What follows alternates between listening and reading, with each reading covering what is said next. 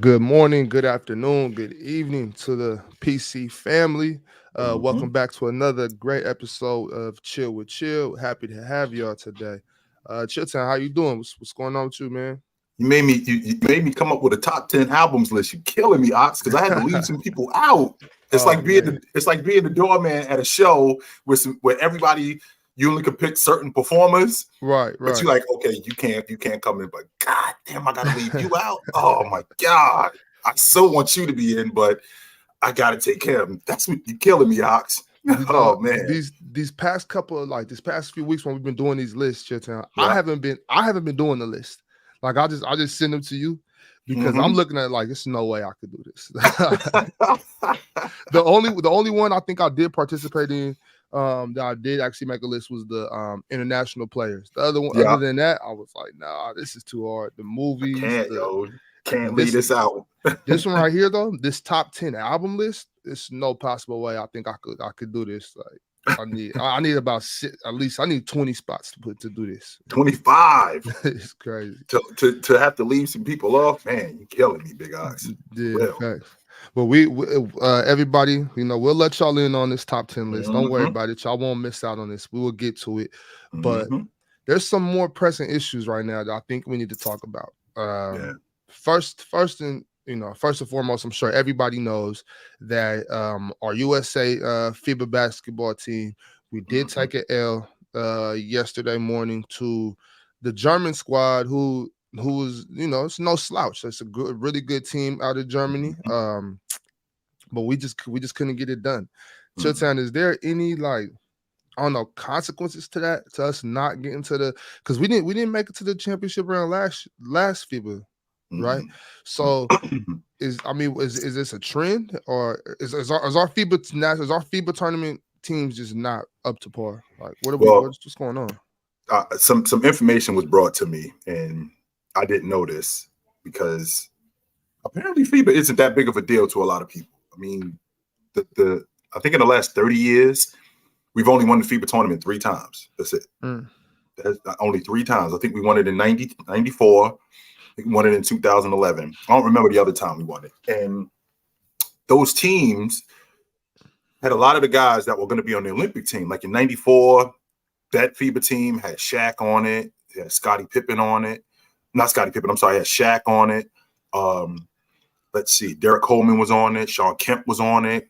mm-hmm. I think Grant Hill was on that team too, if I'm not mistaken. But um, I think the FIBA tournament is looked as like a warm up to the Olympics. Olympics is the Okay. big dance, and because the Olympics are the big dance, these teams that they send over there is almost like the B and the C team that they think that these teams can just walk past everybody else in the FIBA tournament. When in reality, those teams like that German team, that's probably going to be their Olympic team, right? That Greek team, I mean, they're missing Giannis.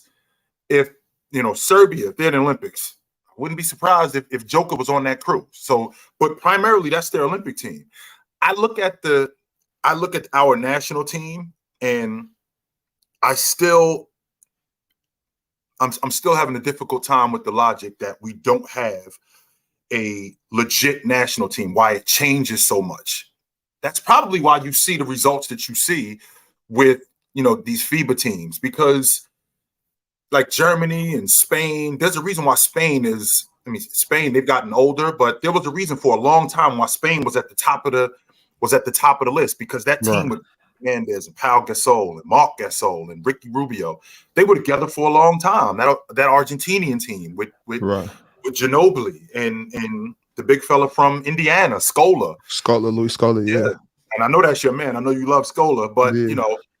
these teams are together for a long time. They put these teams together with the Americans and expect it to work out immediately. When you putting together a team for just you got 2 months to put a crew together, it's not gonna be what you think it's gonna be, especially considering these other teams, they've been together for such a long time. So when you throw in Jalen Brunson, who had a damn good season this year, when you throw in Jalen Brunson and Josh Hart, Bobby Portis, when you throw in all of these B and C guys together, and you only giving them a little bit of time to develop, and they're going against Germany's A team. They're going against Greece's A team. I mean, don't get me wrong. Greece is missing Giannis, but they're going against these other teams. Lithuania, that's probably the crew that they're going to have if they're in the Olympics. So when you throw in these crews together like this, you're going to get results like this. That's not to say that guys like Tyrese Halliburton aren't ballers. That's not to say that guys like Jalen Brunson, guys like Bobby Portis, guys aren't ballers. That's not to say that they're not. But if you're going to put crews together like this, we need to give these crews time to develop and get better. And it can't be too much before the FIBA tournament starts. Right. So I've heard you say that about these other teams sticking together and us kind of throwing teams together. So for instance, what would you do right now? Is I'm not sure, is Jerry still in charge of the Colangelo? Colangelo, yeah, Joy Colangelo. Is he still in charge? Yes. Yes. So if you're him, are you kind of pushing the initiative? No, I don't think Jerry Colangelo is still in charge. No. Oh, who's in charge of the Olympics now? It's not Jerry Colangelo anymore, though. No. Okay. Well, whoever is in charge, let's just since Kerr's the head coach, let's just say he has the power.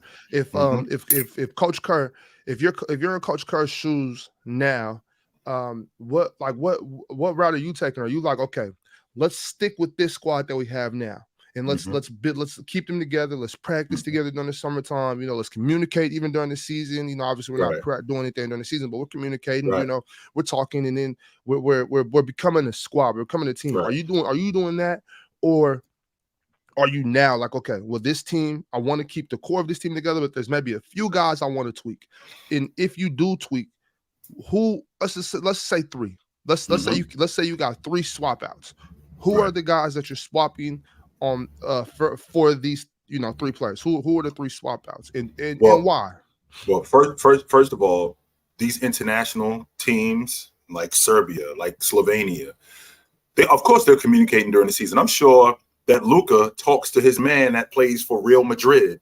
I'm sure that Giannis talks to his man that plays for the Italian team. I'm sure that they talk throughout the season. I'm sure that him and Thanasis talk to the coach and how they plan on putting teams together. Not just how they plan on putting teams together, how they plan on getting better. To be honest with you, when I look at the coaching of this team, a lot of this stuff goes back to what I said about coaching and players. When you throw these groups together, it takes a while for the philosophy to stick. So that German team, they've had that coach for a while. If I'm swapping out players, I know we got to get the big guns. I'd like to see Jason Tatum on this team. I'd like to see Devin Booker on this team. I'm keeping Walker Kessler, and I think he should be playing. I don't want to get Walker Kessler off this team. I want him on this team. I think he should be a part of the national team, and I want him playing. If I'm putting Jason Tatum on the crew, I'm keeping Anthony Edwards. I'm replacing Devin Booker. I'm replacing Jason Tatum. I'm replacing Jalen Brunson, and I'm going to replace Halliburton. I think I'm going to keep Halliburton. Yeah, I think I'm going to keep Halliburton. I'm going to replace Mikal Bridges, and I'm going to replace Jalen Brunson with Jason Tatum and Devin Booker. I'm going to replace those two. So you only want 2. You only need 2. I'm going to replace Bobby Portis with Evan Mobley. So Bobby's gone, Jalen's gone, and Mikal's gone. And I want to replace Bobby Portis with Evan Mobley, because one of the main reasons, again, in addition to philosophy, Big Ox, one of the main reasons that they lost yesterday was because they got beat up on the front line. Right. The front line got beat up. And if you got guys like Evan Mobley, right, I'm almost ready to replace Jaren Jackson with Evan Mobley. I think Evan Mobley is a better defender than him anyway. But if you want to stick with it, I want to stick with Jaren Jackson simply off the strength that he's young and we building a national team. That's why I want to get Mobley too, right? And if I'm going with this crew, you know what I want to do, Ox? I want to get a coach that's more in tune with the international game. And not just in tune with the international game, that could also grow with these guys. Steve Kerr coaches like the international game is like the NBA game, and it's not. The rotations are different. The offense is different. The defense is different. The rules are different. Going small, that works in certain instances. The German national team, that was a big front line that they have. And we got guys switching on the perimeter. Well, when you switch on the perimeter with Jaren Jackson and Tyrese Halliburton, the German national team is going to take advantage of that, where they're going to dive right to the block, which they did yesterday, right? So a different philosophy has to come about in terms of defense. Why are we switching bigs and smalls? A big, your job is to open up and let this guy either get around the screen or get through the screen. Mm-hmm. We don't need to switch everything. That's the philosophy of the NBA today, and I think that's a problem. So those three guys, I would take those three guys out, and I would just like to see us stay together for a little longer. That way, we can build continuity, we can build chemistry, and actually have a chance to win this whole thing. Right, man. So, and just kind of from what you're saying, and then even like just looking at what people are saying in the chat and whatnot, it seems like America only cares about the Olympics, and we don't mind losing in the FIBA games. And I kind of have a problem with that. Like, me too. Why would if we want to go around saying we're the standard of basketball, shouldn't we be looking to dominate at every chance we get? That's one thing, just coming up playing ball. Like my mom, my pops, they will always tell me, like, why do you play so good against good competition? You want to play down, so you gotta dominate every chance you get on the court. Every chance you got to show who you're the best. And even if you're not the best, go at the best, be the best, or what's the point? Right. So why is, I don't know. I hate to always say it, but is it like a level of arrogance in the American basketball that we're just like, they know we're better? Like, I mean, I don't know. That's exactly what's going on right now, Big Ox, because what's going to happen when they go to the Olympics? So Jason Tatum's going to be on the crew. Devin Booker's going to be on the crew. Maybe Evan Mobley's going to be on it. He may get extended an invitation. And the idea that this has been working, that's kind of how the USA basketball has carried themselves, where, we could just send whoever we need to send over there, and, we'll beat these guys, not realizing that the gap in America in terms of basketball since 1992, when the Dream Team introduced the world to basketball, since then the gap is closing. Now, I understand that America has only lost they have only lost once in the gold medal game in the last 30 years. They lost to they lost to Argentina in 2004, but they've had some scares.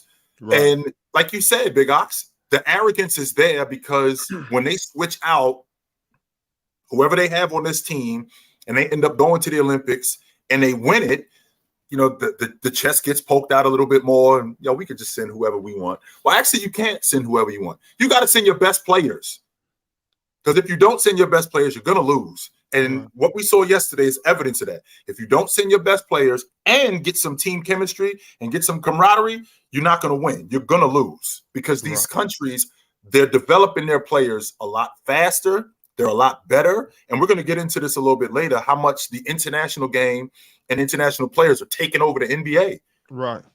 And the gap is closing. Chitchat, I can't help but think, and RP Kobe, but I just can't help to think that, if Kobe was still here, that he would have put a phone call in after that Lithuania game, like, hey, y'all need to get it together. You're embarrassing us. All right, we need some guys to step up. Guys like Devin Booker, who isn't on the team, guys like Donovan Mitchell, who isn't on the team, but guys that have been said to take on that Mamba mentality. Right. Well, we need some Mamba mentality right now. Right. In my just the way I'm looking at it, like I think we're just missing the dogs. Like I believe Ant Edwards is though. I believe Ant Edwards is one of those guys. I think Ant Edwards is probably upset right now. You could see just how he was reacting during the playoffs. We're like, we all know, like, Ant, y'all not winning, but he And you need that delusion sometimes. When you're that guy, you need to be delusional. Like, no, we're supposed to win, you know? And so I just wish we had something like that. And obviously, I'm not saying Brian needs to go suit up. I wouldn't recommend that. You know, I think he should save it for the season. But God, and one dog, I don't think is enough. I mean, don't get me wrong. Bryant was that one dog that was on that Olympic team, no question about that. But in addition to him being that one dog, you had a bunch of other dogs on that team in their own way. So you had a pit bull in Bryant, but you also had a German Shepherd in James. You had a Rottweiler in Carmelo Anthony, right? You had a bull massive in Chris Paul. You had a bunch of different dogs that brought something else. Like this team here, I don't even know who the leader is, Big Ox. Right. I don't know. If I had to look at this team and I go, who is the guy on this team? It's Anthony Edwards. Okay, he looks like he's the best player on the team, but who is that guy that they're listening to? Who is that guy that they're saying, okay, we're following this guy? Right. I mean, we're talking about a 21-year-old kid in Anthony Edwards, who I do think is the best player on the crew, but he's got a different dog in him. Right. What about these other guys? And how can you get that out of these other guys? I definitely need that. I definitely think that it's supposed to be Brandon Ingram and Bobby Portis, kind of, you know, Bobby Portis being the older guy on the team, but respected around the league as, you know, as an enforcer, as a hustle player, as a dirty word guy. I think Bobby Portis is respected enough around the league to where he could be leading this team. Brandon Ingram, I mean, was very disappointing on the court, but I think he could have, you know, instead of being upset about his play, maybe kind of flip that into a way to bring something else out of Mikal Bridges, you know, bring something else out of Cam Johnson, kind of fire those guys up. I think we just needed something like that. But I think so. Is there a reason that you think the other teams, the South American squads, the African teams, the Asian teams, the European teams, is there a reason that they take more pride in this? Or absolutely, because in America it's not as important. It hasn't been important, and the reason why it hasn't been important is because what you just alluded to, Big Ox, the arrogance. We're gonna win anyway. So what's the point of me even going over there? You could go over there. Y'all can handle those dudes. Y'all don't need me. You know, you guys can handle them. Our B team, our C team can handle these guys. Well, only except they can't. And you saw it yesterday. No, they can't. These teams that have Joker, that have Giannis and these guys on them, they're very proud to play for their country. And not only are they very proud to play for their country, they show it. They show it when they get out there. I remember a quote from Mehmet Okur in 2000. He's from Turkey. And I remember Kobe Bryant didn't play for the Olympic team in 2000, in the summer of 2000, because he got married that summer. Oh, okay. And Mehmet Okur said, if we would have qualified for the Olympics, my wedding would have been pushed back. Yeah. Simply because it means more in other countries. You know, these guys, they take pride in their country. Let's just take basketball off the table for a second, Big Ox. They take pride in being, I'm Turkish, right? I'm German. I'm Yugoslavian. They take pride in that, and they take pride in being called the best at whatever it is. But in basketball in particular, the Americans, that pride used to be there, but it's not there as much because there's an arrogance more than there's a pride that, you know, you dudes can handle them. You don't need us to do that. And I think that's the difference in why a lot of Americans don't play in the FIBA World Championships, and they don't take it as serious because, again, I think we're talking about a different level of notoriety. Plus, there's so much more going on here too, Big Ox. You're talking about social media being as big as it is now. These guys are getting paid so much more, which I would think that because you're getting paid with Adidas, with Nike, with your clothing line, well, I would want to play in the FIBA World Championship because I can expand my following, right? I can expand my brand it's tomorrow in the Philippines. Imagine playing in the Philippines if you Jason Tatum. Like, they'll know you even more over there. Imagine Like they know Anthony Edwards even more now in the Philippines than they did him being in Minnesota. He's an even bigger deal now. So with these guys playing when they feel like it, I think it's a sense of arrogance, and I think it's ultimately going to catch up to us. Yeah. What do you? Oh no, did I play tomorrow? And regardless, what do you think? No, tomorrow, Sunday. Sunday. Okay. Sunday is the bronze medal game for America. They play Canada. So if Canada comes home with the bronze, what does that mean? Like, that's our next door neighbor. A lot of those guys are most of the guys on their roster are in the NBA. A couple of them are on, same teams and whatnot. Like, what does that mean if America loses to Lithuania, Germany, and then loses the bronze medal game to our next door neighbor? Right. So first of all, Big Ox, you're gonna hear a lot of people going, nobody cares about the gold, nobody cares about the bronze medal. Well, you should. Yeah, that's 100% a cop-out, because you should. And the reason why you should, number one, is because you're still one of the 3 best teams in the world at that particular point. That's number one. Number two, Canada, which is our next door neighbor, that's filled with NBA guys. I'm going to have to listen to this on a regular basis throughout the entire year. Don't forget, we whooped your ass last year. We whooped your ass this summer in the FIBA World Champions. Even if I might be on a team with Dylan Brooks, right? I might be on a team with R.J. Barrett. I might be on a team with Shea Gildress. And because I'm on a team with these dudes, don't think for 1 second that it's just going to be, no, it's not going to be hush hush. It's going to be in your face. We beat y'all. And that pride that we talk about, that arrogance, well, it's going to have to be humbled. They'll definitely be humbled if they end up losing to Canada, because now, we lose to Puerto Rico in 2004, and now we getting blown out. We lose to Lithuania, then we lose to Germany, then we lose to Canada. No, don't get me wrong, Ox. This isn't an anomaly. This is a pretty big deal. This is something that has to happen. Like, you guys got to beat Canada, right? Because if you lose to them, you're gonna hear about it. And it's going to say a lot about where USA basketball is and changes that have to be made. Right. And I look at it like with the Lithuania loss, Jonas Valanciunas is on that team. Brandon Ingram is his teammate. You look at the game, Germany, and it did kind of look like Dennis Schroeder was trying to single out Austin Reeves, trying to get him switched on him. And they were just teammates.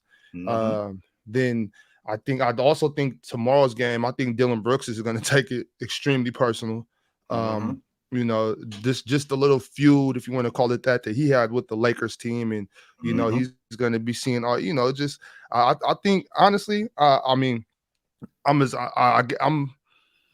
not what did he say yesterday? I'm not hating on our country. I love it here, but I think the world kind of needs this. They do. 100% they do. I want you heard it here first. You know what I'm saying? This is not high treason, y'all. But I want Canada to win this game tomorrow. I need Canada to win this game tomorrow. I think it's good. I think it's good for the world. I think it's good for basketball in general. And I also think it'll be that light it'll be that light we need. Sometimes you got a lot of fire up under their ass. I think we need that, honestly. We can't be out here losing to Canada. Changes.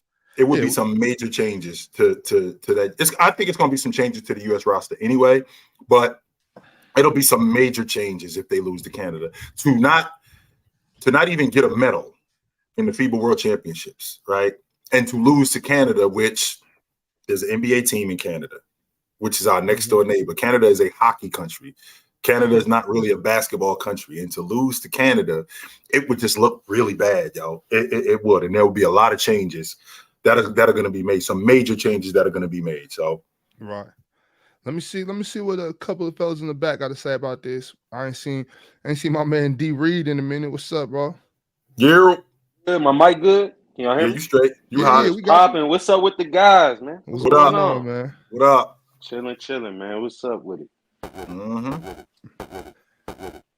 Is that your mic right there making that? Yeah, that's him. Yeah, that's it. That's his mic. right. We'll get him back. Yeah. We had him for a second and then he gone. Yeah, we had him and now he gone. So it's all Emmanuel, what's up, man? Yo, what's good? Can you hear me? Yeah, loud and clear. Yeah, so I got a question about the USA Canada game, right? So you're saying that if they lose, there's going to be some big changes. So what player do you think that, would have been in the FIBA game or in the USA Olympic team from this team probably not going to make it, due to the loss to Canada? Because I don't think Ingram might not make the team the way he's been playing. That's just my opinion. He might not. No, he may very well be replaced. I think you replace Devin Book. I think you replace Jalen Brunson, and I think you replace maybe Mikal Bridges with Jason Tatum and Devin Booker. I think you replace Bobby Portis with Evan Mobley. Yeah, I'm not sure if I love Steve Kerr as the coach. Chitchat, my bad, real quick, but because you said Mikal Bridges, I do just want to point out that Cam Johnson's on the team also. Right. And maybe we keep Mikal Bridges and maybe Cam Johnson comes off the crew. I didn't think I forgot he was on the crew. Yeah. I'm thinking about it from the aspect of a starter. So Mikal will go to the bench. Both Devin Booker and Jason Tatum would be on the crew. I don't see Anthony Edwards coming off the bench. Right. I'm starting Anthony. If Anthony Edwards is on this crew, he starts. So they would have to figure out rotations because I'm starting Anthony Edwards. Matter of fact, I don't know if I think we're good at the 2-guard spot. I don't think we need Devin Booker. Jason Tatum, Evan Mobley. Let's see. Who else am I thinking about from the aspect of Americans that are damn good? That's a good one. I'm thinking about those are the 2 guys that I'm thinking about off the top of my head. Jason Tatum and Evan Mobley. Donovan Mitchell, again, I don't think that we need another 2-guard, right? I think Anthony Edwards, I think Mikal Bridges, I think those guys are straight with what we have in terms of, in terms of guard backcourt. Austin Reeves, I'm good with him. Yeah, I'm good with Austin Reeves being in the defense. Yeah, I am straight with him. But those are 2 guys that I'm thinking right now that can be on the crew. Yeah, for sure. And another thing I've been noticing, usually with these FIBA tournaments, we haven't won one since 2014. So we usually never put our best guys out there. So with the Olympics, right? Who do you think is going to be the best player to play for the Olympics? Who will participate for 2020? Is it next year, right? Yes, next year. I think. Well, I thought it was in Japan. It's not. It's in. I forgot where it is. But it depends on who plays. It depends on who they replace. It's in Paris. Because low key, if LeBron and KD don't play, it's probably going to be Tatum who's the best player. Maybe. Hey man, it's no way, man. There's no way LeBron plays. Yeah, he's not playing. I don't think KD will play either. He's getting up there in age. And there's no reason why he should play, to be honest with you. We got a lot of young players in the NBA that are good players. Damn good players. But we also need to get some chemistry. So if we're gonna get a crew, we can't keep exchanging out a bunch of guys for a bunch of guys. Make minor tweaks. Right? If you make minor tweaks, for example, in 92, the original Dream Team. I think that Joe Dumars played in 96. Sean Kemp, Malone was on that team. Barkley was on that team. Scottie Pippen was on that team. I don't think Stockton was on that team. No, Stockton was on that team, I think. Isaiah wasn't on that team. He was out the league at that point. But they make minor tweaks. Shaq was on that team. Olajuwon played on that team in 96. So David Robinson was on that team. I think David Robinson was on that team too. So they don't make big changes. So if you're gonna put this crew together and make these guys get better. Guys like Jalen Brunson, Mikal Bridges. I think Josh Hart's gonna be replaced too. Even though I think he's one of your best players. I'm not forgot about Josh. I think he might be replaced. I don't want to see him replaced, but I think he could be replaced. Yeah, I forgot about Josh. Yeah. He played pretty well though. I liked his rebounding. Yep. Yeah, definitely. Right. Well, appreciate you, Emmanuel, coming up. We're gonna move sir. on, but stick around. Show's not over. It's actually gonna get real interesting soon. I mean, Yes, not that it's sir. not already, you know. But, Right. All right, man. Appreciate you. Yes, sir. I got you, Leaf. What's up, man? Yo, just real quick, hold on. Just real quick, good list the other day, Chill, about the most annoying fans and everything. That was actually a decent list. I was just giving you shit. But in terms of the USA team, it seemed like it's a lot of players on here that was kind of just last minute throw-ins to me. I mean, like, yeah, because we talked about the players that we want to remove. Obviously, Ant is gonna stay. Obviously, who else? Obviously, probably Mikal is gonna stay.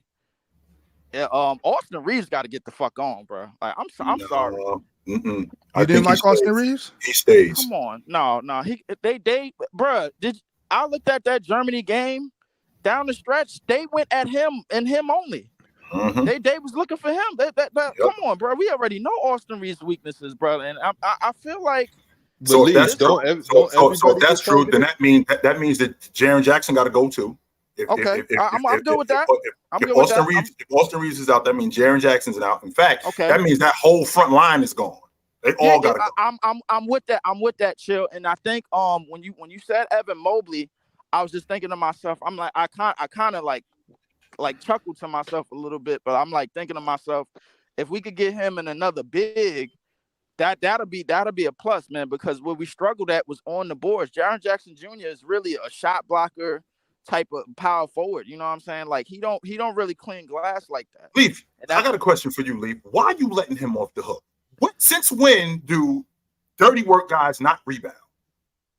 Jaren? I think Jaren Jackson Jr. is a he's a like help defender type. I don't really look at him as a dirty work guy. Like even if he is that, how do you not rebound at that size? We're talking about the defensive player of the year. The defensive player of the year on the front line rebounds the basketball.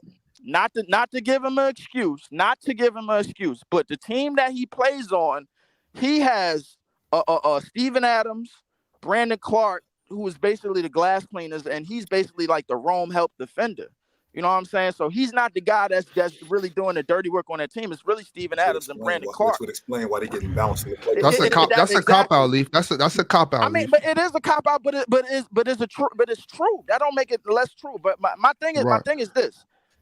I think not playing Walker Kessler to protect the paint and clean glass, bro. Like it's definitely a mistake. I think Steve Kerr is kind of running with this whole let's go small, man, because I go small with the Warriors. You can't do that. You got to do things differently, bro, when you playing against the rest of the world, because you're gonna have disadvantages against these other teams. Leave. Why would they do things differently in the league? Like why don't some team just see this and be like, oh, I got your number, given the personnel. But if they draft somebody like Victor, and they just like, no, we just gonna put you down low and you're gonna be unstoppable. Or in Chill, you too. Why do you think teams aren't doing Hold up, this sound like Brother McKissick. Hold up. That's what I'm saying. Is this top left? Mm-hmm. Is this really top left? Are we getting catfished? Are we getting catfished? Just so you know, hold up. Just jump from the dotted lines, Brother McKissick. Just so you know, the boss does show up from time to time. He will pick his head in the studio session. He will do that. Yeah, he is, man. He kind of caught me off guard, but he will do that. But to answer your question, I strongly believe that Steve Kerr running the small ball thing is really not working, bro. Because the thing is, you got to work differently against teams like the physical teams, like Lithuania and Germany. Like where they got beat at, bro, was like on physical aspects of the game. That the rebounding in the Lithuania game, bro, they got Debo. That's just plain and simple, bro. Like yesterday too. Yeah, yesterday too, but it wasn't as glaring as the Lithuania game. The Lithuania game, bro, they got Valanciunas, bro. That's a grown man. You got to put some grown man strength on him. You got to put somebody that could wrestle, that could get down there and wrestle with him. So my thing is Jaren Jackson Jr. has never really been that to me, and even though he's defensive player of the year. So he's not ever getting picked up again. Maybe in a couple of FIBAs, but for sure not on the Olympic team. Brandon Ingram is completely out because all they're going to do is look at him and say, you complained. And then when you're telling me you're trying to get on here when we got all the top guys playing, where do you think you're going to fit in out there? You're clearly not this type of player. But the problem is, I'm going to tell you right now, that here's the problem from playing overseas for 10 years, the arrogance of the NBA fan and just being American all tying into what's going on. When I'm over here first hand seeing Serbia is not playing, and we really got a disservice because what Serbia was going to do, what they're going to do to Germany first is going to be embarrassing, and what they were going to do to the States was going to be eye-popping. And it was just going to be bad for the world because they were going to be like, Jokic is the MVP, should be 3-time. They got players over in the Euro League killing. They're winning Euro Cup. Their main players are getting MVPs of every league. Serbia is really not playing with basketball. And I don't know if it's some little mini camp that they got going on over there, but if you just look at the players coming out of Serbia, it's gross. I ain't gonna lie, they got Jovic from Miami. Bro, they whole roster from top to bottom is sickening. And all I gotta say is, if America wants to be serious, and I think it was good that they lost.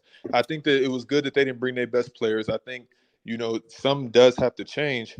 But I sit back and I look. I sit back and I look, and I don't see the USA doesn't care. And like Bob said at the beginning, that's really alarming and really weird to me because it seems like a cop-out. Just like if they go up against Canada tomorrow, like there's no way y'all can go out there playing. Especially if Luka. I got a question. Bro. Like, listen. Is Austin Reeves really that important to this team, bro? Austin Reeves has to be on this team. You want to know why? Because he has the same mindset as the Europeans, and that's the next problem. When I'm watching the game against Germany, I see Brunson out there trying to take over.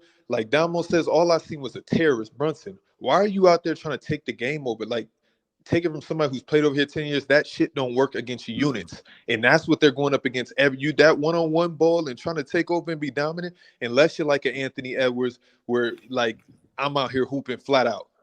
But everything else, I think he has more of an upside too. And you can only do it. And to your point, Shaq, you can only do it in stretches. You can't do that throughout the entire game. You can't it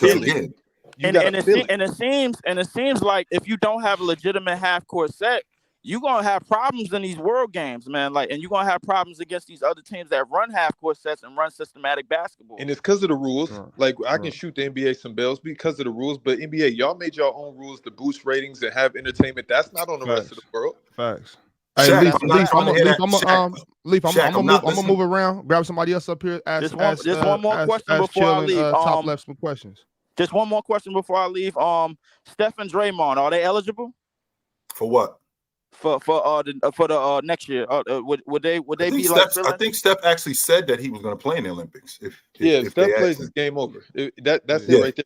I think he said he's going to play in the Olympics. What about Draymond? Could you possibly get Draymond in there? Draymond has to play. He doesn't have to, but if he does play, it's a guaranteed goal because their mindset is more like Europeans. Right. Quiet as kept.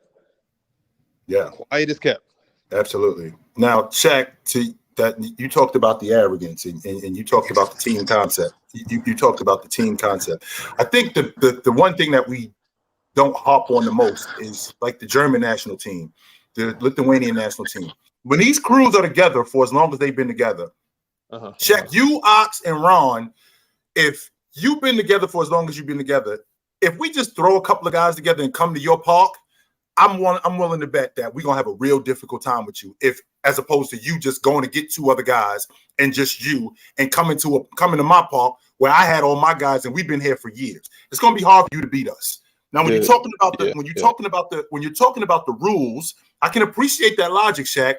But at the end of the day, we are talking about basketball. Okay, we're talking about minor things, right? Like the ball being hit out of the cylinder, but that doesn't have anything to do with me rebounding. That doesn't have anything to do. It becomes an IQ game, Chill, and where the athleticism is not going to work if you're not out there thinking. The NBA is just run, jump, shoot. Right. Over here, these coaches is game, like the way that they're game playing it, it's all a scheme. It's a chess match in the Euro League and the Euro Cup, wherever they go, because the athleticism is not where the league is. Right. So then you put, like you said, like if me, Bob, and out physical you, sure. We can't just out physical you. We can't just outrun you. All right, I can get with that. We're just going to give it to the big man down low, and you got to stop him. Can you guys stop him? Have you ever even created a scheme to try to stop him? What are you guys just going to play one-on-one basketball? Nobody does that. So the underestimating of other teams, I'm sure that played into it. Right. Them going out there, being on the main stage, having all those eyeballs on them. But like Ticket said, if he asked me if Team USA was going to win the first time, I like when he said it, I was like, they could lose, bro. And then Jalen brought up the fact, like, for instance, the Dennis Schroeder and his coach. I was listening to the panel when that got brought up. Bro, Dennis Schroeder has been, I think, being coached by that guy since he was 15 years old. Like, he can talk to him in the huddles, and that's why Schroeder didn't go off on him, because he was slick, probably surprised. But they have a relationship to where it's like, yo, coach, you tripping, but right after that game, I know I'm tripping, but I'm just trying to win. And I know you're a winner and all of that, but somebody like, what that sound like? That sound like what you exactly what you're saying, Shaq. That sound like they raising these dudes. Yeah, bro. That's what it basically sound like to me. All of these raw dudes that have been raw in all of these countries have been playing together for the better part of 10 to 15 years. Literally every single summer, getting up with each other. In the league can't do that, because the league, everything is social, everything is me, everything is my brand, everything is I'm that guy, everything is I got to get paid. So if you bring those type of dudes, and I liked it, their attempt this year, I did, but then when shit got dicey and I got to look up and see Brunson just going out there trying to get to the free throw line every second, I'm like, Brunson, you got to pass the ball. It was so many wide up shots that where the ball got swung, or it got through over the defense to the 45, and they had a chance to extra it, and they just ripped through. And even when they got a foot in the lane, you're taught in Europe to collapse the paint. And boys is collapsing, and they still didn't make that extra pass out to a wide open 3-point. But guess who is doing that? Every other team you're playing. Germany dog walked y'all twice. By the way. Yeah, Germany dog walked y'all twice. Y'all got them back the first time, and y'all almost got them back this time. But, brother, first half, I'm like, oh, yeah, this is going to be a long-ass game. I never felt like, I was like, USA, it didn't feel like y'all had a chance. And what Serbia was going to do to them, I'm telling you, chill. And to your point, like, they got to keep this team together, maybe switch out some few pieces. Like, I get rid of Brunson. Jalen, you got to go. Ingram, you got to go. You're out of here, buddy. Pack that up. And everybody else, I would kind of keep around and just try to, but you got to, I mean, shit. We know where the league is going. When you really look, like where Gilbert Arenas was capping about on his show, the top 15 players in the league, well, 5 of them is from Europe. So then let's keep measuring it down. You're telling me Anthony Edwards isn't a top 15 player in the league? Like, after the top 5 best Europeans, because they're all towards the top. I'm looking at the league like, bruh, there is not that big of a gap between players over in Europe, and I'm not even talking about myself. My old ass can go sit down somewhere. But from what I'm seeing, the competition that I'm going up against every day, and the competition in the league, and it's the reason that Kemba Walker's coming over here, and we're gonna see how he does. But Brandon Jennings, he brought his ass over here, and it was struggle bus. Hey, so Shaq, so you're saying that if we would have beat Germany, that we were definitely getting smacked by Serbia. Bruh, they big man Milutino, if he signed to my team this year, rebounding machine, he would have made it would have been bad, bro. And I'm happy that didn't even happen, because it's already as bad as it is. You lost to Dennis Schroeder, and watch how they're about to pack him up. Mark my words. I'm like, y'all let Dennis Schroeder do this to y'all? That's crazy to me, bro. That's crazy. He throwing up gangs. He throwing up gangs. I like Serbia already got the game plan. We going after him. We are going after him. I mean, Wagner's keeping him alive, but what Serbia is about to do to Germany, and if they don't, then damn, I was wrong. But I'm not like Ticket. If anybody want to throw, this is about to be a 15+ win. Easy, probably in the first half. It's gonna be crazy, bro. It's gonna be. I will make sure that I pay attention to that. Franz ain't going out like that.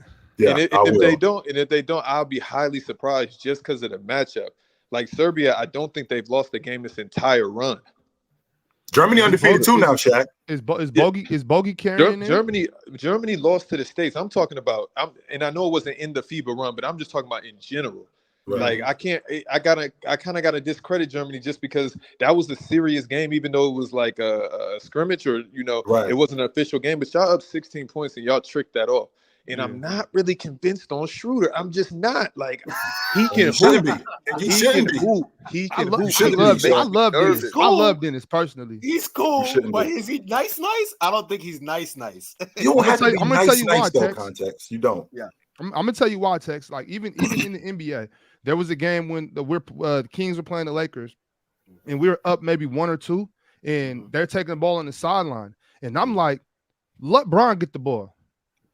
Because who's going to stay in front of Dennis? If Dennis gets his ball with 5 seconds, he's getting to the rack. It's going to be a foul or a layup. Just let Bron have it. I like Dennis. I like Dennis a lot. And the thing about it too, like you guys, especially Shaq, he definitely harped on it. Like international play is so quick. You have to be so sharp mentally in terms of just one. Like you're not like he said, Brunson over penetrated into the lane. He's so used to getting into the paint and just trying to live in the paint and having these fadeaway, these 8-foot fadeaways and turn around. I'm watching Jalen Brunson post up. Now, don't get me wrong, strong as an ox, cool. But that shouldn't be a go-to offense. I shouldn't be watching Brunson back somebody down on multiple occasions when you have so many guys. And that's why I loved when I watched Halliburton, and I keep harping, Chill, the difference between Halliburton as a point guard versus these other guys. He is a perfect fit for that FIBA team when he gets in. He can gel with any roster because you know that if you're open, he's gonna hit you. That's the difference. That's the difference. Which is fair. Which is absolutely fair. I can get with that logic. But when I'm watching us on defense, Shaq, and I'm watching Jalen Brunson and Jaren Jackson switching on the perimeter, what are we doing?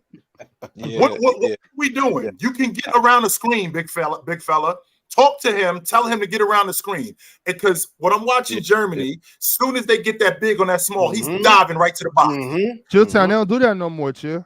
It's like what Mars would say. I can't be bothered. I can't be bothered to get to a Germany screen. Germany made a point to go after when they made switches like that. Very much like when Mike Malone did the same thing with the Miami Heat when he caught Gabe Vincent on Aaron Gordon on the block. They throw that dude the ball down there and let him score on him. Well, the same logic is going on with this German team. Only difference is they got more action. Especially when you get into the meat and potatoes of the game, they still running their action, and they're getting that big fella on the block when he got a small guy on him. They getting when Mikal Bridges is on Franz Wagner on the block. They're getting that switch, and they're going to it, and they taking advantage of it. So to Shaq's point, when you're talking about IQ, they're actually doing that, and they're expanding it. Where I got Halliburton overrunning plays. I mean, don't get me wrong. I understand that he's young, but you know that they're 3 in a hole. You know that. So because you know that, this is the fundamental stuff that I've talked about in the past, Shaq, like closing out. That's something that I learned in the 8th grade. Right. Yeah. Not to overcommit. Right. And Chill, to me, what's weird about us as Americans and us as viewers, like, don't get me wrong, I love the NBA. I feel like it has the most talent in the world. From the world, hands down, it's not even close. But as a viewer, watching regular season games is really bullshit.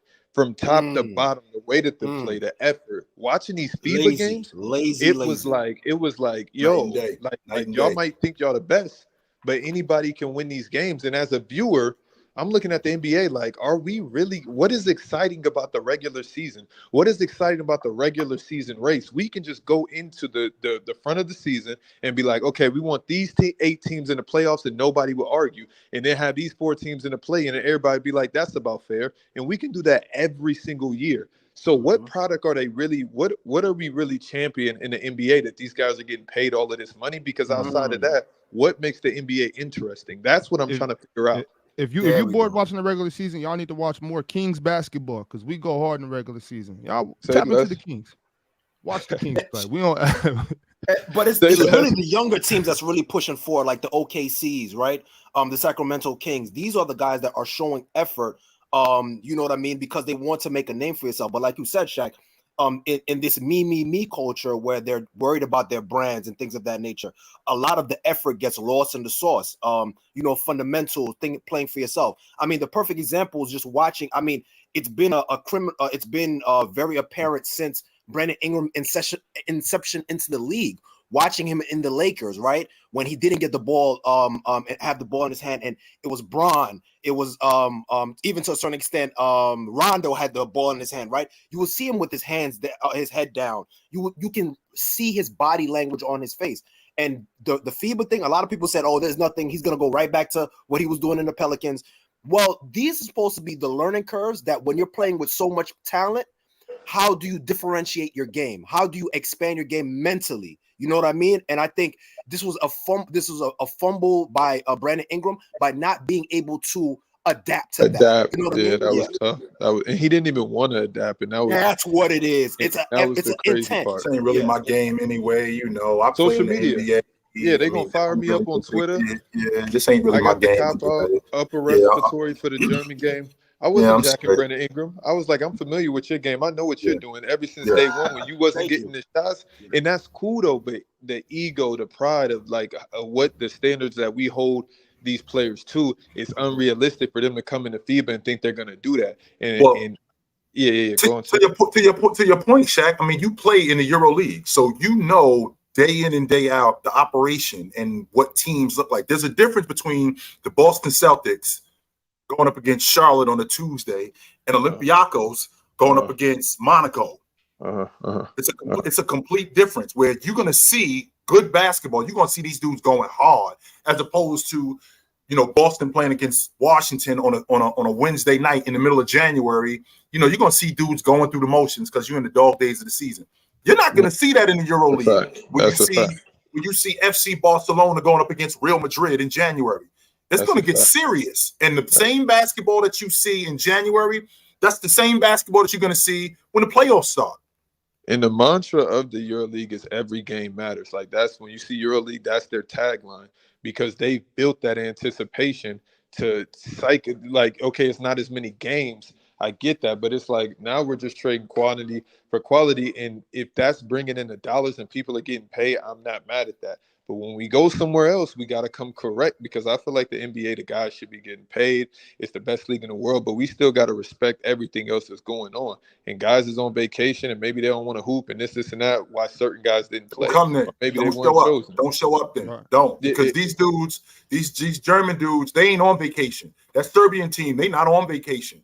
Right? That Canadian team, they not on vacation. They're serious about what they're doing. Shaq, I'm not showing up to your park with a bunch of dudes that I just found, and you got 6 or 7 guys that you grew up together with, and we serving y'all. That's just not happening. Yeah. That's not. I agree. And in closing, Bob, it was good seeing you. Chill, you too, context, you too, man. I gotta get. Thanks for showing up, brother. Hey, Shaq, you got a quick second to answer one more question?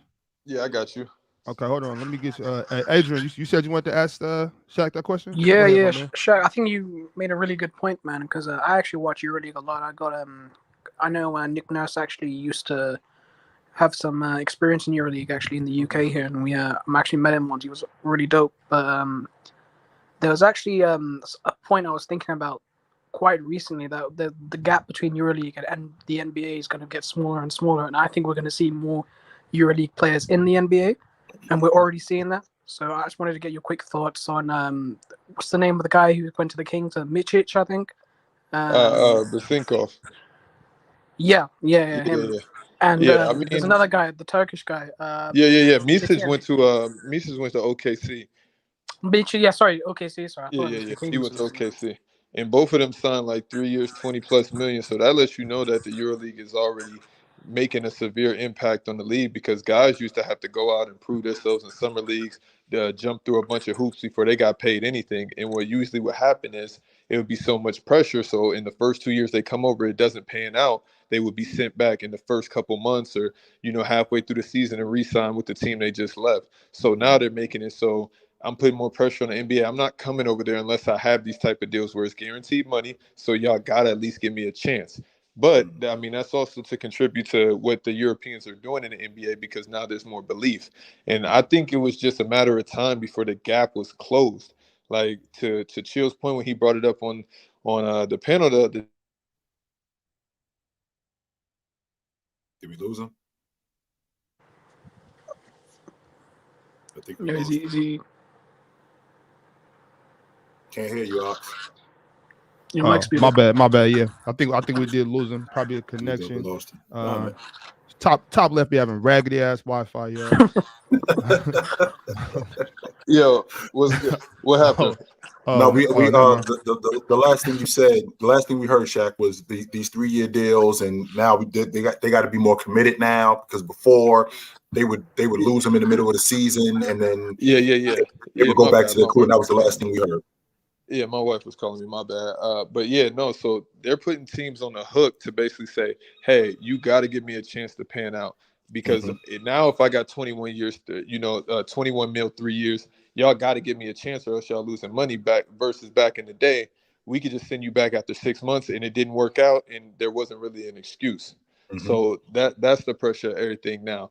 But I think the EuroLeague is really, the gap is really closing, because the NBA is not finding the right talent. They're going after highly touted high school players that are playing against nobody, being pumped by Baller's Life, and making it real difficult for guys that are really dogs to actually get a chance. And then those dogs end up in the G League, not getting paid nothing, working at Best Buy, trying to make ends meet, or having to stay in rundown motels before they go to the games. And don't get me wrong, the NBA is getting better with private jets and flying their G League teams out, and they're trying to make it a bigger deal.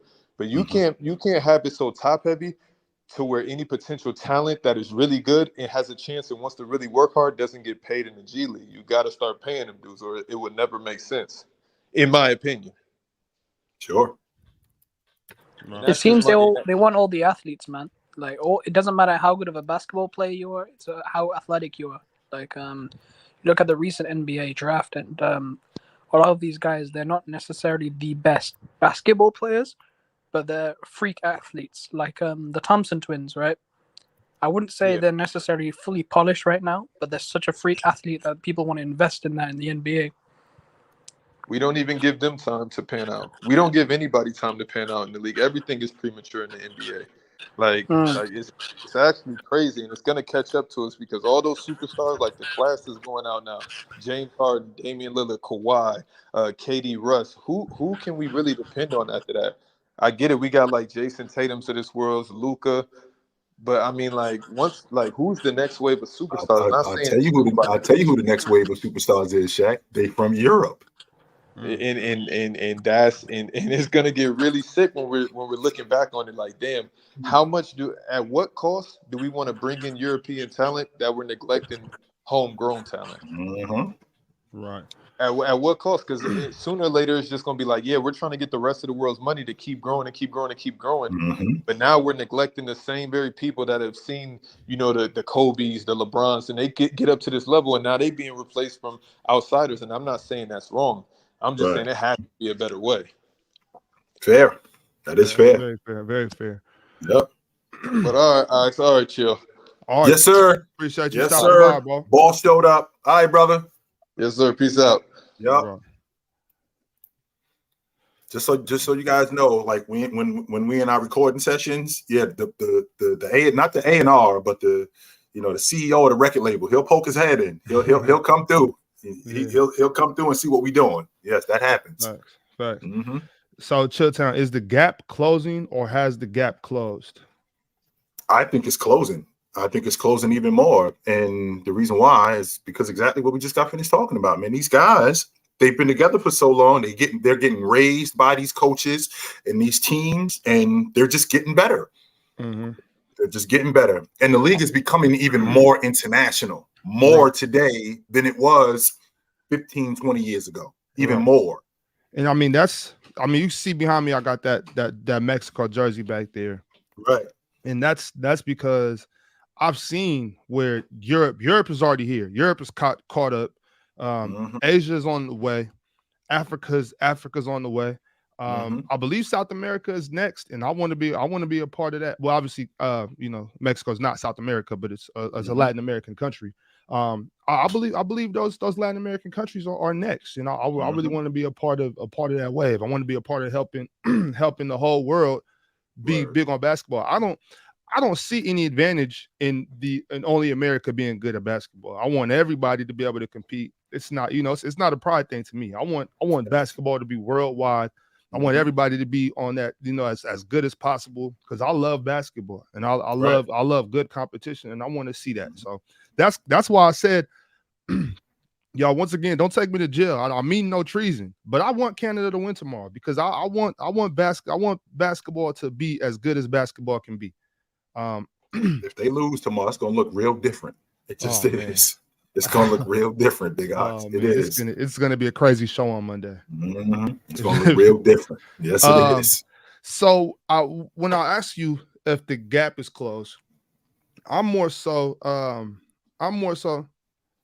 greatness. Why does that make no sense? I think basketball is good everywhere. It's good for everybody. But anyways, Chitchat. So what I'm really asking is, who are the best players? Or so like if it's in the top 5 of the best players in the world, are there? Is it more so American or is it international? 4 of the top 5 players are foreigners. Giannis, Joker, Luka, Embiid. Damn. 4 of the top 5 players in the league are foreigners. Damn. So, and it's just going to keep expanding. It's just going to, especially with what's going on right now. And don't get me wrong, it's not like the U.S. has never lost, because they have lost.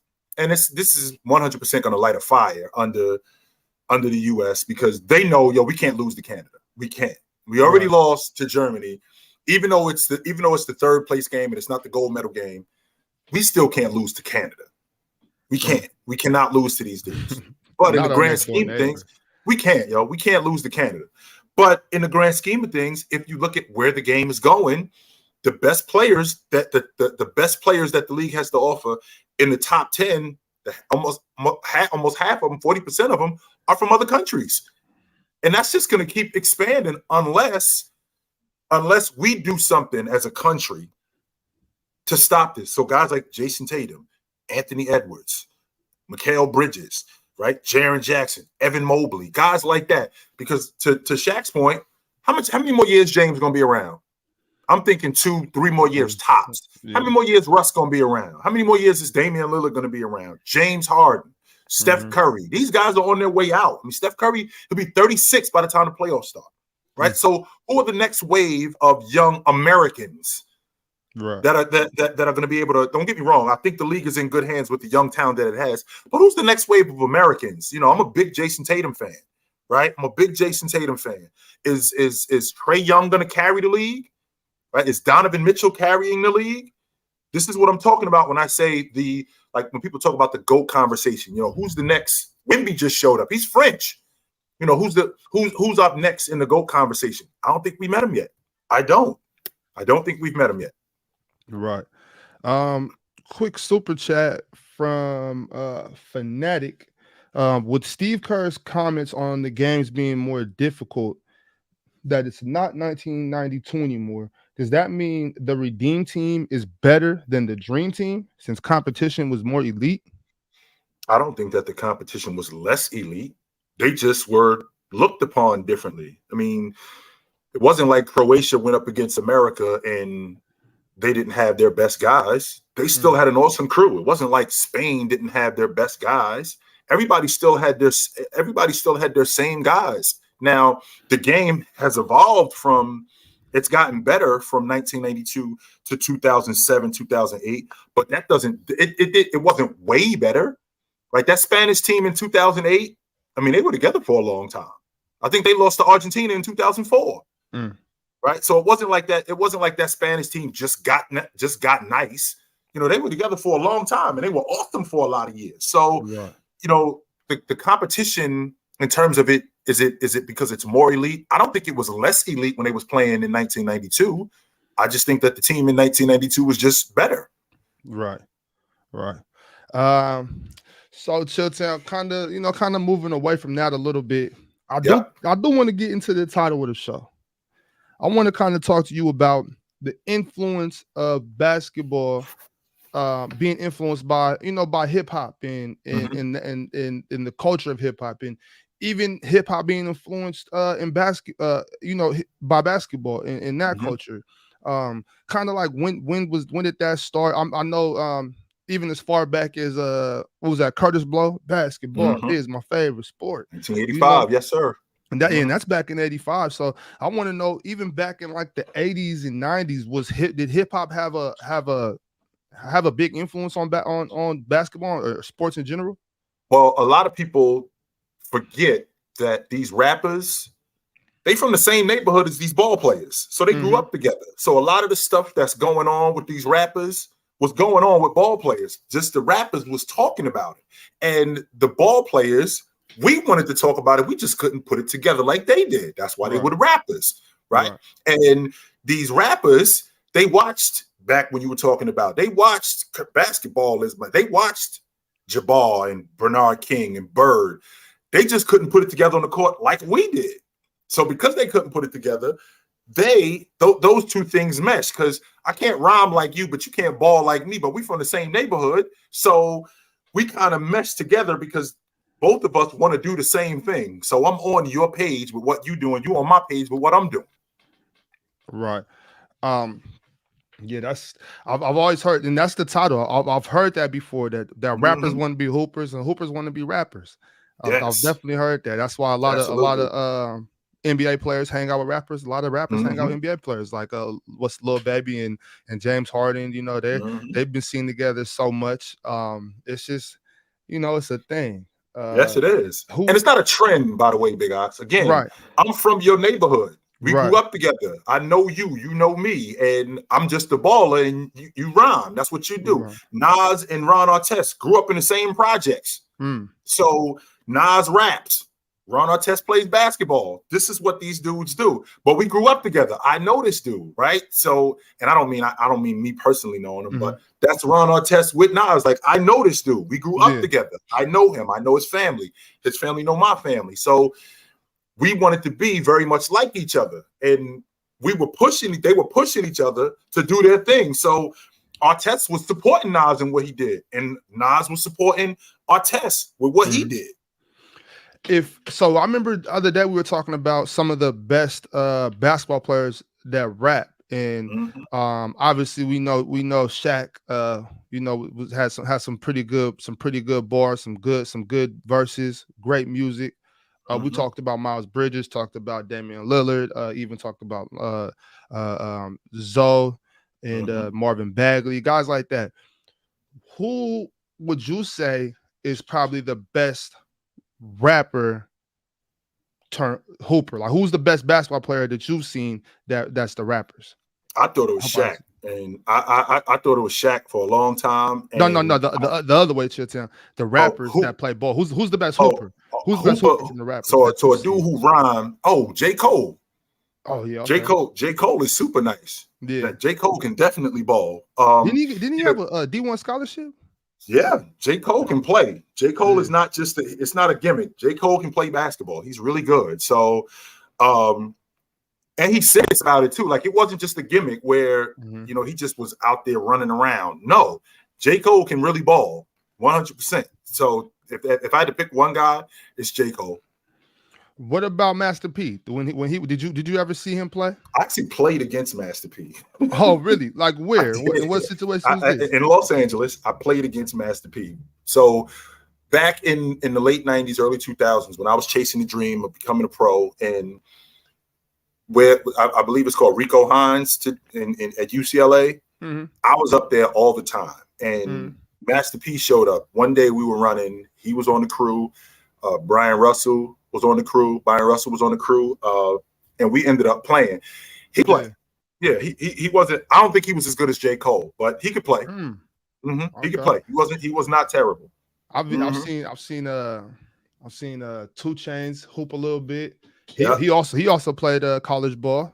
Master P told me, I didn't know, because again, this is in 2000. I don't know what Wody mean. Like, what is Wody? Like, I'm not from your neighborhood, and I hear you Southern dudes say Wody all the time. What does that mean? He's like, yo, that's like your homeboy. That's your man. So I was like, all right. I didn't know what that meant, and he schooled me to it. I do remember that. Other guys who's actually came up, who we've talked about before on the panel or whatnot for other reasons. I've seen some footage of Cam and Mace playing in high school, where I believe Cam missed the game-winning shot. Mace was pissed. It was actually kind of a funny video. It was actually pretty funny. But what I want to get to, Chilltown, before we run out of time, and I think the people need to see this because we brought it up an hour ago. Chilltown, we need that list. We need that top 10 album list. This dude right here, let me tell y'all something, right? This dude right here, he killing me. Right. It's like your favorite food, and you got to leave something out. Like, okay, you can't have this, even though you love that, but you can't have this. Ox is killing me, man. Absolutely, he's killing me. So I'm gonna start the list, right? And remember, it's your top 10 albums all time. I had to leave some people out, right? So I had to leave out New Edition, Any Heartbreak, which is I think New Edition's best album. And New Edition is one of my favorite groups of all time. So at number 10, I got Mary J. Blige, My Life. I think that's her best work. I think that's her dopest album. From top to bottom, the whole album was fire. Number 9, my favorite West Coast rapper of all time is Ice Cube. Ice Cube came with the Death Certificate. I had the Death Certificate on repeat on my Walkman when I was in college. The Death Certificate dropped in like 91. That's when we had Walkmans, Big Ox. Put the tape in the Walkman, hit the play button. I played the Death Certificate to death. I was killing the Death Certificate. Give me a break, man. Ice Cube is my favorite West Coast rapper of all time, and it ain't news. Anybody who know me knows that he's my favorite West Coast rapper of all time. Now, I can't say the Death Certificate without saying who introduced me to Ice Cube, and that's Ice Cube himself. NWA. So at number 8, I got Straight Outta Compton. My man, I'm 15 years old. I'm 16 years old. My man, my best friend to this day, his name's Roderick. He says to me, yo, you got to hear this. Got to hear what? He's like, it's these 5 dudes. They from Compton, California. My first thought is, first of all, where's Compton? That's number 1. That was my first thought. Where's Compton? Oh, it's in Los Angeles. It's not Los Angeles. Wait a minute. Ain't that where Hollywood is? Okay, the Lakers play out there. It's 75 degrees all the time. The Raiders play out there. The sun don't ever go down, and chicks walk around in bikinis. Ain't no killers in California. Stop playing, man. You're crazy. That's where Hollywood is.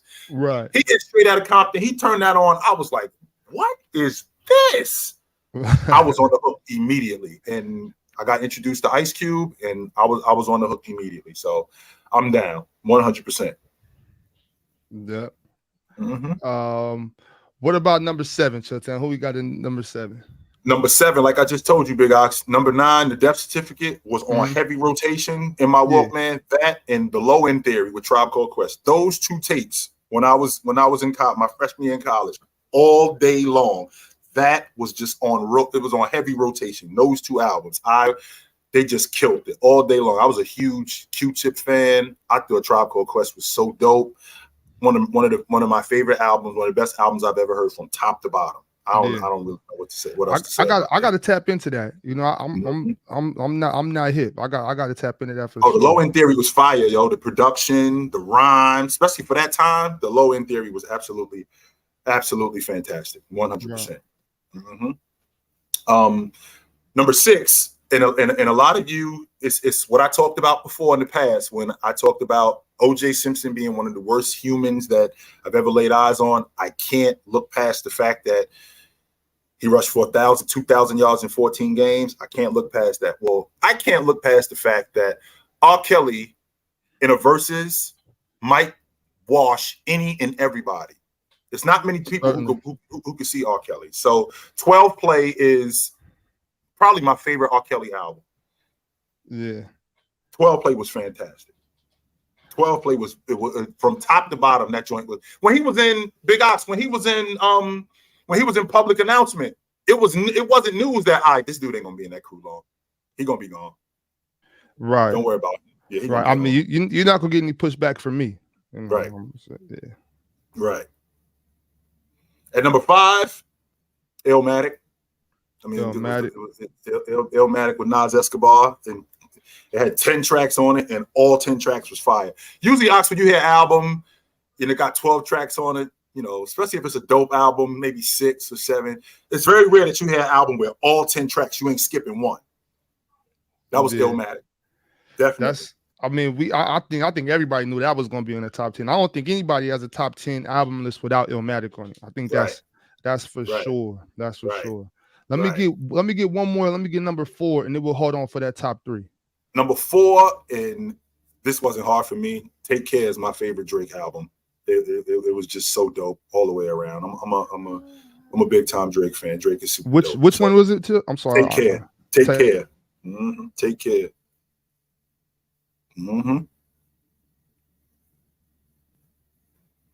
The motto is my favorite.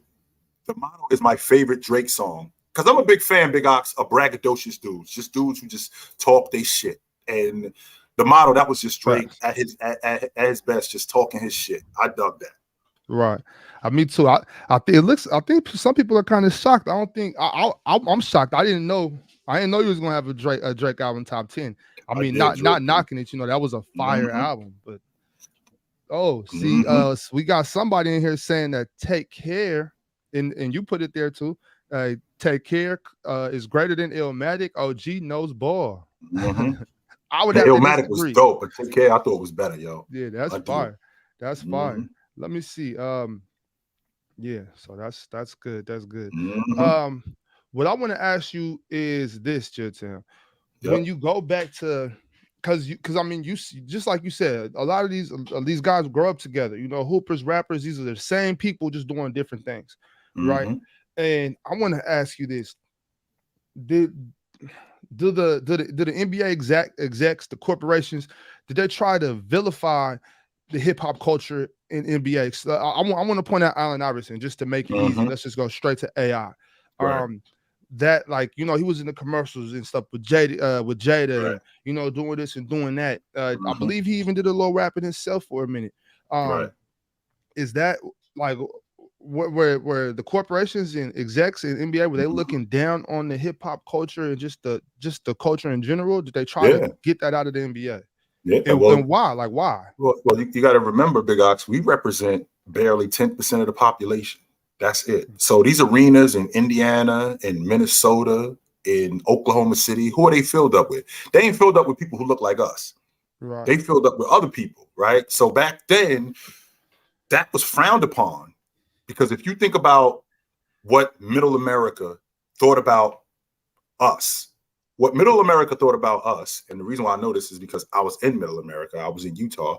All we did is rap and play basketball. That's all we do. We don't do nothing else. So the image of the basketball player who raps, he a thug. And that's not something that America wanted. That's not something that the NBA wanted to portray. The NBA wanted to portray something a little bit different than that. So when they saw guys like Allen Iverson, when they saw guys like that, when they saw guys like Ron Artest, they were trying to move away from that. That's why the NBA instituted a dress code. That's why the NBA said, yo, you got to put on a suit. Otherwise you're going to get fined, because we don't want this to be our image. When in reality, this is actually who we are. He was trying to turn Allen Iverson into something that he wasn't. Right. Allen Iverson is a kid from the streets of Virginia who turned his life around and did something with himself. That's the American dream, and that's what they should have been pushing, only except they weren't. They were pushing Iverson as a thug. They were pushing Iverson as a bad influence because he was tatted up, when in reality, not only was he a phenomenal basketball player, but he was the American dream, and they were trying to push that. They were trying to push that other narrative. Right.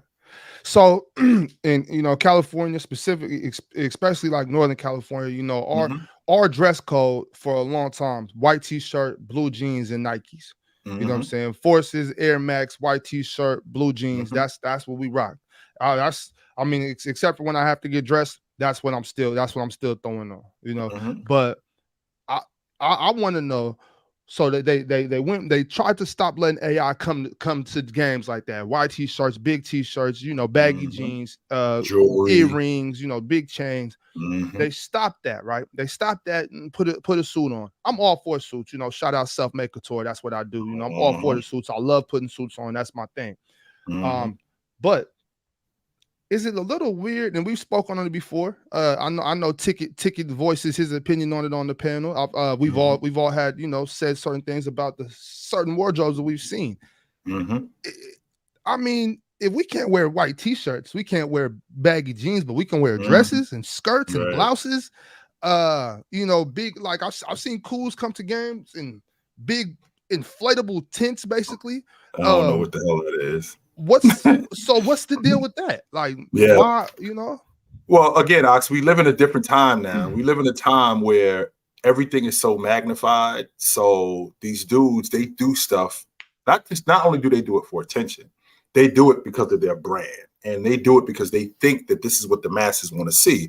So when they do that, some people actually do dig it. So, for example, Kanye West, P. Diddy will put on a dress you might have some dudes that are looking at that going, I might be able to pull that off. When in reality, that's so whack. Like, I'm not wearing a dress. No, I'm not wearing a skirt. But because he did it, you know what? That might be something that I can get off. And NBA players are so polarizing, right? Chris Paul, LeBron James, Russell Westbrook, and they're everywhere because we live in such a mass media time that if you see something enough, you start thinking that I guess this is the norm, or maybe this is cool.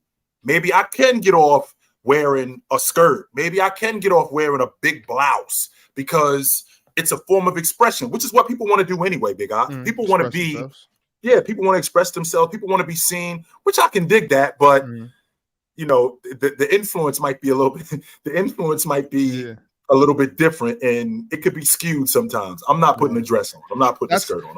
That's why with Victor Wembanyama, with the that's why I was, you know, making jokes and laughing about it with you and Ticket, because I don't too much have a problem with that. I think if we're gonna express ourselves, you know, like with our hair and stuff, you know, but the skirts and dresses, I just can't come around to it, you know. And so it's like if you're gonna express yourself, yeah, you know, dye your hair blonde, put some purple in that, man, have fun, you know. But please don't put the dress on. And I'm not knocking anybody that does do that. Just let me just put that on record.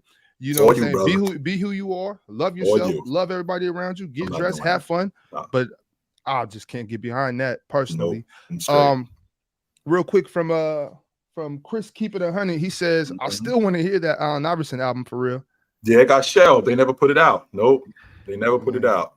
That's crazy. I wonder what he said in a couple of those verses that made it like, you know what, Allen, let's keep this on the shelf. Yeah, let's chill out. We can't put this out here. What year was that? Do you remember? Do you know what year was that? I think it was like 2004. 04? Okay, so that's almost 20 years ago. So yeah, I want to say 2000, between 2002 and 2004 when he did it. Yeah, that's crazy. Before we get that top three, let's get a couple of the guys up here. I know these guys have been in the back waiting for a minute. Excuse my tardiness, fellas. What's going on? Yeah, there, Dream Team. Can you hear me? Hello? What up? Yeah. What up? Big Ox, I got a question. Go ahead. I got a question for you. I already asked Chill this, but you played ball at an elite level, man. And I'm starting to ball right now, and I wanted to ask you what are some tips for a beginner for someone who's just starting to ball? Just starting to ball? Were you like in high school or? Yeah, I'm in high school. Never played a day of ball. Just started. Oh man, well, if you want to take it to the next level, first and foremost, man, make sure you get in your books, get your book learners, make sure you get your grades up. That's first, you know, that's first. Student athlete, it goes student athlete. Get your grades right. Secondly, just, you know, get in shape. Make sure, because if you can't run, you can't hoop, and just work on your fundamentals. You know, get under the rim, get some touch. Sorry, folks, we had a little bit of audio. We got a little audio situation. I'm sorry, Big Ox. You straight? You still muted, Big Ox. You're muted. You still muted, Big Ox. See if we can get you back. But yeah, man. Yeah, the wire. Yeah, just work on your fundamentals, man. That's all I would say. Work on your fundamentals and have fun with it, and just hoop as much as you can after you do your homework. You know. And then that's pretty much all I could say. Find somebody, you know, find some people that want to play ball with you, and just keep playing, man. Just keep playing. And you know, if it's anybody around you that wants to train or that knows anything about ball, it's always good to ask questions and soak up game, man. It's never be embarrassed to, you know, to ask for help. You know, I thought just stay after it. You know, just stay after it. That's what I would say. So man. It's just all about the grind. Just keep grinding. That's it. I think so. I've trained a lot of kids coming up, and I'd much rather train the hard worker. I'd much rather be. I've seen kids that are terrible become good in, you know, 18 months, be a completely different player, and it's because they stuck to it, grinded, and worked hard. Whereas there's been kids that were far better than them, and they just stayed the same because, you know. what it is people are embarrassed to try. I think it's become to the point where it's not cool to try. It's not cool to work hard. So get that out of your mind, bro. It is cool to work hard. It is cool to want to be somebody. You know what I'm saying? Do you guys think that that's kind of translated into the NBA, where you have like incredibly talented guys and they're just not trying? They're kind of become complacent. They're living off their talents. Like somebody like Zion or somebody like Ja, like they're just living off their talents, or Trae Young, they're living off their talents. No, Trae, these guys work on their game. I think those are bad examples, but there are guys in the NBA that just show up 100%. Yeah. Well, right on, man. Appreciate you pulling up, asking questions, man. Like I said, stick to it, man. Never be ashamed to work hard, man, and get your grades up, man. That's most important, man. Make sure you take care of school. Yeah, all right, brother. Good to talk to you. I like it. I do like it. Sturdy, what's up, man? You there, Sturdy? Nope. Yeah, I'm here. Nah, chill. You ain't getting away with that. I'm just in the middle of Yo, Sturdy, are you implying that Chilltown was trying to duck you, Sturdy? Is that what you just implied? a little bit, just a wee bit, because I didn't get a chance to bring him smoke for the top 10 movie list. Chill, how dare you leave out Shawshank Redemption? That's crazy. That is crazy, Chilltown. Chill. I think I got that over here. How you right about that? But see, this is what I'm talking about. The spot that Ox put me in, right? This is the spot that Ox put me in, where I got 10 movies. Disappointment. I'm wagging my finger at you. And then last thing, chill. Hold on. Last thing. The God MC. The God MC. You put Take over. Yeah, right. You put Take over real quick. Illmatic? Real quick, fellas. Before you do that, this is the best time, perfect time, Chilltown, for you to give us your top 3, because we stopped at 4, and since I see you guys came up here to critique a list, so let's get that top 3, Chilltown. The top 3.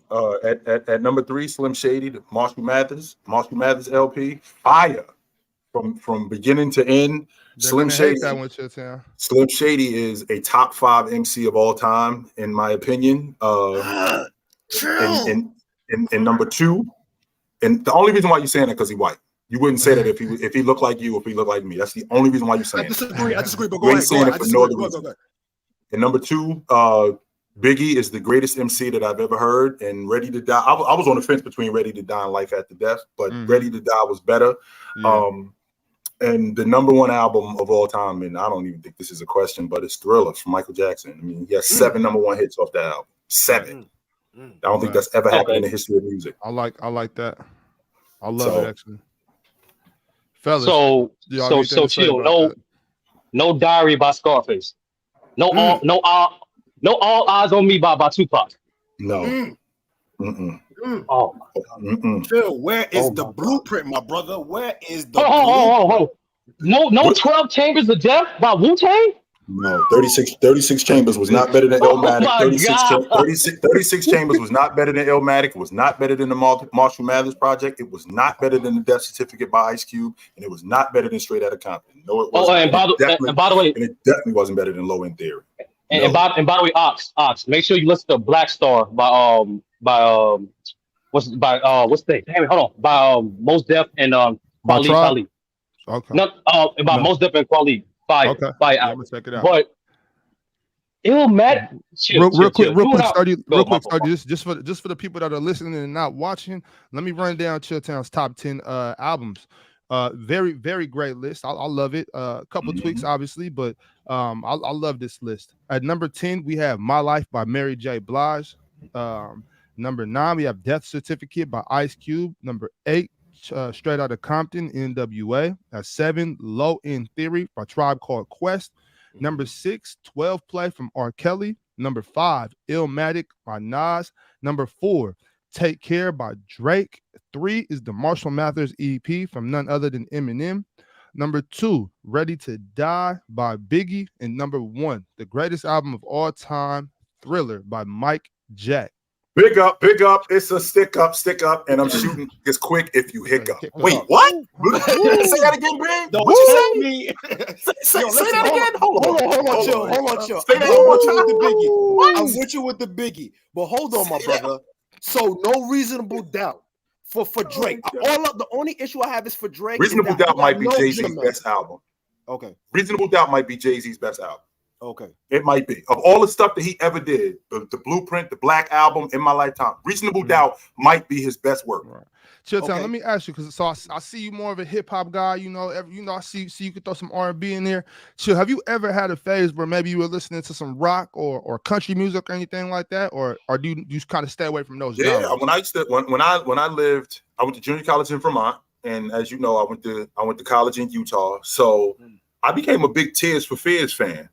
I dug them. I dug Tears for Fears, and I dug Sublime. I thought they were dope. Yeah, Sublime's goated. I like Sublime. Chill, I do want to throw some new MCs around in your ear so that way you can check them out. I think you will love them. Just because you're a big Tribe guy, I think you will love Coast Contra. I think those dudes. I promise you, Chill. Just watch them freestyle, and you're gonna lose your wig. They did the Stop Breathe, the Q-Tip beat. Oh, that's them. They went. Oh, okay. Yeah. So they flip a lot of older beats. And their visuals is dope. And then the other MC I would love for you to tap into is Toby. I don't want to pronounce his name. His African brother Toby Ngwe. I know you're talking about. Yeah. Super dope. Just from the visual aspect too. A dude from Houston, but he has Nigerian roots. Can rap any way that you want it. You know what I'm saying? So tap into those guys, and I think you will be heavily pleased by them. On another hand, too, no American Gangster for movies. In terms of movies, I don't think that was Denzel's best work though. Training Day was better. No Hurricane. Yeah, Training Day was better than all of those. My fault. This might be a full court press. Chill. Yeah. Did I have I think I had a mob movie on there. Let me real quick. No. I think I had chill. We're pulling your card, Chill. We're pulling your card. I want to make sure. I want to get out of a mob movie on there. Hold up. Let's see. I got the list somewhere. If you don't got it. No, I did not have a mob movie on there. No, I didn't. I'm an action and comedy dude. That's who I am. That's who I am more than anything. So like Goodfellas wasn't better than Die Hard. Yes, it was. Chill. No, yes, it was. Yes, it was. Goodfellas was not better than Tex. We will text one day. We will get your list, brother. We'll see where you lie at with your movie list. I'm pulling up the Chill's channel. We're gonna full court press that. Nah, I'm pulling up. We could get into. Oh yeah, we gonna definitely share it. We gonna definitely no Dark Knights either. All right, bro. We gonna talk. We gonna talk. First of all, Batman ain't even a superhero to me. So I'm straight on. I feel you on that. We here. We out of eye on that one. It's just nepotism and a whole lot of money. It's just nepotism. It's a rich dude with gadgets. That's all. Like Iron Man. That's all he is. He a rich dude with gadgets. I'm straight on Batman.